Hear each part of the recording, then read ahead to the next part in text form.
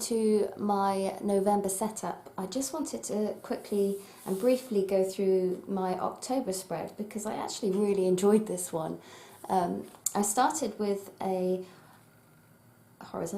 vertical monthly log, and I actually really liked it. I just wanted a little bit of extra space really, so I've changed that a little bit, but I just found my brain seemed to notice things more in this sort of layout. So I did have 3 little rats, my lovely little rats, and 2 of them died on the same day with completely unrelated causes. One was just old, and another that I got to keep her company, she died of a heart irregular BT, thingy. I can't think of the word, but she died, so I rehomed my 3rd one because I didn't want her living on her own. So that was very sad, but c'est la vie. They were lovely while I had them. And then on the back here I made some extra notes. I've got space for highlights, tasks, notes, goals and upcoming events. My highlight of the month was I got a brand new little kitten, and she's so cute. So you might notice the scratches. She fell off the bed and tried to use me to save herself, and it didn't quite work. So yeah, there's that. Then I've got my first weekly spread. Yeah, that was the day my little rats died. But it's also the day that my lovely aunt came down, so you know, bit of this, bit of that. But in all honesty, a really shitty, awful week. And then the only way is up, because I just sort of felt like I'd hit rock bottom that week. There was other things going on, and it sucked, to be honest. And then there was this one. This is when I got my little Felicity, my little kitten. And I did enjoy these, but I need wider spaces for when I'm writing out daily tasks and things. Then I had my 3rd week, which I really actually enjoyed this one. I'm quite proud of myself. I've really kept up to date with everything. And then this is the week we are in now. We are on the Tuesday. And then I have my habit and fibro tracker. And I've got my mood levels and my sleep, how much pain I'm in, how much energy I have, and just how sort of if I feel poorly. And then this one, okay, this was a bit weird. I was a bit sort of like, I don't know, a bit skeptical about it. I'm still not 100% sure about it, to be honest, but it was something I read in a book called I Can Mend Your Broken Heart by Paul McKenna. And he was talking about naming a particular emotion and giving it a personality and an appearance and sort of talking to it. So I will read it to you. It's random, but maybe it'll help somebody. So I've put, hello, I am, and I decided to use fear, uncertainty and hesitation, because I've been feeling a lot of that this month, in all honesty. And I decided my name is Miss Mouse. I just thought, you know, being sort of frightened and uncertain and hesitating, I sort of think of it as a little mouse. So I made it look like a mouse. But I hang your clothes and pull you backwards. I am small and frightened. That's just sort of what I imagined she would look like. And then it's got, I am helping you by stopping you from making big changes where the outcome is uncertain. I stop you from speaking the truth or your thoughts and feelings so that your words cannot be used against you. Which is, I suppose, I think probably a lot of people struggle with that sort of thing, not saying what they really want to say just in case it comes back to sort of bite them on the, you know. And so yeah, the next one I've put, thank you, Miss Mouse, but although I appreciate your efforts to keep me safe, I feel stifled and unable to truly express myself. I feel trapped in a cycle of misery and I am starting to despair. I was having a particularly bad day when I wrote this, but this is what this spread was for. And I did feel better after I used it, to be honest. And I've sort of had a look back on it a couple of times, and I don't know why. You'll have to try it yourself you know, to see if it works for you. But I did get some sort of relief from it, in all honesty. It did make me feel better. So I've got, instead, I would like you to trust my judgment and ability to make the right choice. Only hold me back from making decisions until I have thought them through, or thought through them. Prevent me from taking actions that are rooted in a desire to please people, or to people please, because I am a bit of a people pleaser. And sometimes I'll do things that not necessarily, not bad things, but things that I don't feel 100% comfortable with myself. I just sort of think, no, I don't really want to do that, and I don't really agree with that, but I don't want to hurt someone's feelings, or I want to help them out, so I'll do it anyway. And it's sort of like a snap. All of a sudden they'll sort of go, can you do this? And I go, yeah, of course, without even really thinking it through, because I'm so eager to please people. So I'm working on that. This was just a space where I had my big tasks, and then I broke them down into small tasks. Here I have my line a day and gratitude log, and I'll be adding to that next month in the November spread. Here I decided I needed a bit more space for some of the days where I wanted more of a structured plan for the day. So I've made from 7 till 9, and sort of, they're not, what's it called, chronological. These are just days where I particularly needed more structure.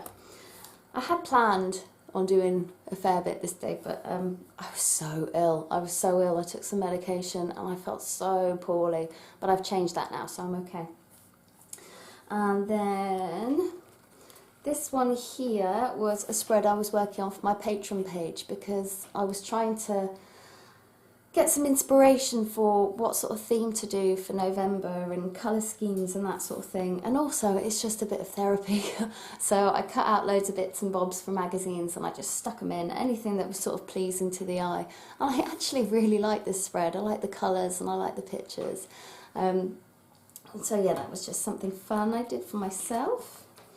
And then here, I'm going to carry on using this one. It's similar to this time log one, except there's no time limits on it. So some days I thought, well, I need to get this and this done, but they don't have to be done at a particular time, or my day's going to be a bit hectic, so I don't know when certain things are going to fall at certain times. So it's just a case of writing down the things that I actually need to do. I haven't come back and filled this one in yet, but so I've got my top 3 priorities, anything I need to do for work, anything personal that I need to do, anything for home, and any calls, texts or emails that I need to send. So it just keeps my mind focused on the things I want to do that day. And if I don't manage to get them done, it doesn't matter too much. You know, at least I know they're there and they're still written down in a space where I can see them. So they're still on my mind. The only other thing I wanted to talk about before I get into my November spread is this pen. I know it's just a pen, but I love it. It is a, what are you? It's a pilot friction ball. Friction ball? I think so. Friction. I'm sure that says friction. And you can rub it out. Look. La, la, la, la, la. And then if I make a mistake, I can rub it out. Honestly, if you're someone who's a bit of a perfectionist, like I am sometimes, and you're worried about making mistakes in your spreads, get this pen. It's so good. I think that's one of the reasons that I've been so consistent, honestly, because I've rubbed out so many things in this spread. But because I haven't ruined it, because I've been able to rub it out, I've sort of kept up with it. And it's a really nice pen to write with. So it doesn't come in any different thicknesses, sort of nib width thingies, but I really like it. This is like my go-to pen now for, not for laying out the spreads, but for actually writing in my spreads. This is my go-to pen. So yeah, that was the only other thing I wanted to say to you. So without further ado, we can get into November. I shall pass you over to the voiceover. So So this month I wanted to create a really visually pleasing layout without doing too much arty stuff. I've had a bit of an art block lately and I was really struggling to come up with something. I didn't want to do an autumn or fall theme because I feel like that's going to be really overdone this month. So I just wanted something simple and easy. So I decided I should just decorate with washi tape. And then I found this one with just some twigs and berries, and I thought, you know what? I can draw some squiggly, twiggy lines and oval berries. And so that's how I came up with this theme. I'll use the washi tape a little later on in this spread, so you'll see what I'm talking about in a minute. I still didn't end up doing a lot of arty decoration because I focused more on using three main colours to bring this spread together. I've just used a few Tombows and Arteza fine liners, and I'll link those in the description. I always get a lot of comments asking about the ruler I'm using as well, so I'll link that in the description too. I'm not sure if you're picking up on my kittens purring on the audio. If you are, I'm sorry, but I don't wanna kick her out. Anyway, so for my monthly overview spread, I've kept a lot of elements from last month. I've got a section for the highlight of the month, a small space for a few goals for the month.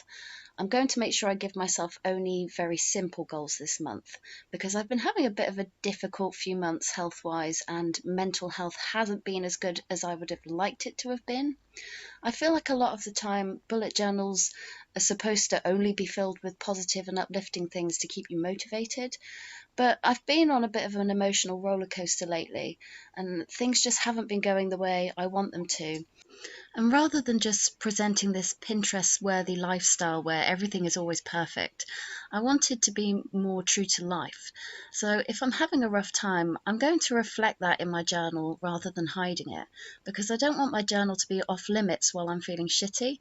And it also means that in the future, I can look back on my crappy days more objectively with a clearer mind. If I just hide the tough times and pretend they haven't happened, I won't be able to reflect on them and learn from them in the future. So even though I'm very much someone who wants to focus on the positives in life, I think there's definitely benefit in acknowledging the times where things aren't going right. So here I'm just filling in my vertical monthly log, and I've left some space next to it because once I've completed the whole monthly spread, I'm going to come back and write in a focus word for each day, and I'll talk a little bit more about that when I fill that in. For my weeklies, I've kept them really similar to the style and layout of last month because I managed to stay really consistent at filling in my journal throughout all of October, and I think it was because the layouts are really simple and efficient. Since I've started bullet journaling, I've always felt like I've needed a lot of space for each daily in case I have a lot I want to do. I tend to be a bit overly optimistic and plan on being really efficient and organised and get loads done every single day. And I've been coming to terms with the fact that my expectations are usually just too high and I'm expecting way too much of myself. But I think there's a feeling that if I have a lot of space for each daily, I feel like I just have to fill it all in with lots of tasks and things to achieve. Because if I don't, the empty space is sort of a visual a visual representation of an empty day, which then makes me feel like I've wasted my time that day rather than using the time I have efficiently. So then I end up adding lots of unneeded, unrealistic tasks in the free space to make myself look busy, but I don't end up completing the tasks, so I can't check off the boxes, and then I get really disheartened and frustrated with my bullet journal because I look back through all the unfinished tasks and I feel like I'm failing at life. When I think about it, it's a really ridiculous way to look at things, but I think that it's just a side effect from the strong desire to be more efficient and organised. So having the smaller boxes for each day has meant that I can't fill them in with lots of tasks that I didn't really have any real desire to accomplish in the first place, and it keeps me focused on the actual priorities for the day. And then if I do have a day where I feel like I've got the extra time or energy to do lots in a day, I've got my two new layouts at the end of this spread to help me structure my day from a more realistic mindset. So here in this large blank space that I'm filling in now, I knew I wanted to decorate it with more of the branches and berries, but there was quite a lot of space that was free, so I wanted to add a quote. And I was watching a bullet journaling video on YouTube by Plant Based Bride, where she does a pop art theme spread. And she added this quote from Andy Warhol. And it says, "Don't think about making art, just get it done. Let everyone else decide if it's good or bad, whether they love it or hate it. While they are deciding, make even more art."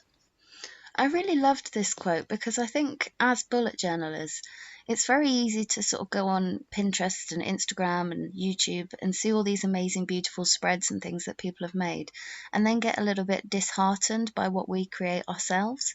So I think it's important to remember that as long as we're happy with it and we enjoy it and it's something that we're proud of that we've created, it doesn't matter if it's not up to everybody else's standards. So this is the first spread where I used the Twiggy Berry washi tape that I was talking about earlier. And washi tape is a brilliant addition to your bullet journaling supplies, because if you're not artistic, or even if you just don't have a lot of time to create something, it's a really quick and easy way to add a bit of interest to a spread. If you find a washi that you like, you can just pick out some of the main colours in it and use those to make your spread, and then you end up with a really simple, cohesive layout. Also, if you play with different font styles and add drop shadows, you can end up making what would have been a fairly plain spread into something that's really eye-catching.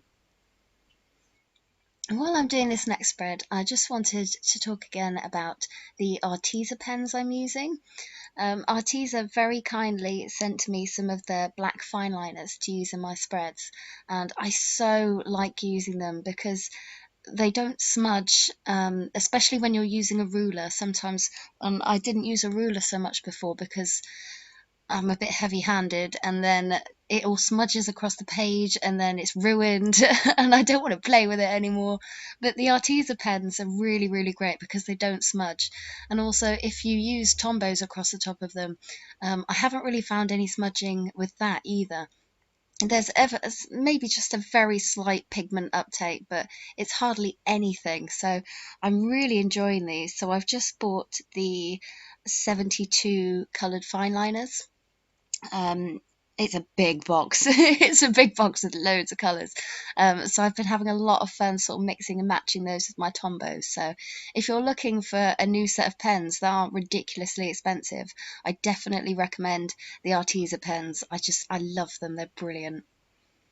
So I'm just finishing up my final weekly spread, and this isn't a spread that I came up with. It's something that I saw in a Facebook group that I'm on, and I really like it because it's really bright and open, and it's not my usual style, so I'm really looking forward to using it. I kind of wish that I'd put it at the beginning of the month so I don't have to wait so long, but I'll just have to be patient. So here I'm just setting up my habit and fibro tracking. I won't go into too much detail because if you've been watching my channel for a while, you will have seen this loads of times. I've just got a space for some of the habits, my mood. I've got a space for my sleep, how much pain I'm in, how much energy I have that day, and if I'm feeling poorly. And now I'm setting up my line a day page and my gratitude log. I really liked these because I did just give myself one line for each day, whereas before I've tried giving myself more than that, and then I felt pressured to fill it all in. Whereas this way, it really sort of makes me do a short snapshot of that day, so it's easy to sort of refer back and see what things I thought were relevant to actually log in. And then the gratitude log, I just write one thing that I'm really grateful for that particular day, just to make sure that I'm trying to stay focused on the positive things. And then I added to this, so I did a successes page for the things that I'm proud of or that I felt went really well, and an improvements page. So the improvements is just where I'm going to write a short line on something that I could improve on, maybe something, I don't know, a lot of the time I think, I should have spent more time with my children today. And I'm thinking, if I find something's reoccurring a lot, then I'll know that I need to focus more on it and do something about it. And if it's only once or every now and again, then I know it's not too much of an issue. So this next page is where I'm filling out those more detailed daily log thingies. This is the one where I've got the actual times, so I can structure my day by time, and then yeah, that that kind of just speaks for itself, really. It's a really simple, quick one. And then this is my one that I've mentioned it before in the intro, where I don't have a time limit on anything. I just have the different kinds of tasks that I want to do. And then that way I can sort of categorize them, because it just makes it easier for me to focus on what needs doing, and then I don't forget things or miss anything out. And I don't have to fill these in every day, which is why I haven't done too many of them, because I know I'm not going to need them every day. So I'm just going to pick and choose whichever spread I might need for any particular day. So that's pretty much it for all the layouts. Now I'm just flipping back through, and I put in my son's birthday because I'm really excited. He's going to be 9. I can't believe it. And then I'm sort of working out the tabs, because I enjoyed having the tabs last month because it made it easier to flip to whichever page I wanted to get to a lot quicker without having to go through all of them. So I'm literally just cutting the sides of the page off and leaving a tab for each bit. Excuse me. And then afterwards I'm going to colour the tabs, because they're a bit difficult to see if they're still all white, so I just use the same sort of colours I was using before. Here I'm using washi to line the page, but I do the wrong one. So I have to take it off and put it back on again to sort of mark the beginning of that month, because it's a nice easy way to find which month I'm in. And then this is where I'm colouring in the tabs. So that's pretty much it. Like I say, I will leave all the links to all the products I'm using in the description. I won't leave a link for this notebook because I really don't like it. The ghosting is just horrendous, so I can't recommend it. I'm sorry, I don't like it. But everything else I'll leave a link for. You can find me on Facebook and Instagram. I'll leave links for those, and you can like and subscribe if you so wish. Oh yeah, and finally, I'm just writing in the word of the day, and I'm using the same words that I used in February, because I really liked those. They're all sort of around productivity and motivation and organisation. So I'm going to make sure that I check these each day and try and keep that particular word in mind for that day. And that's it. I hope to see you next time. Bye!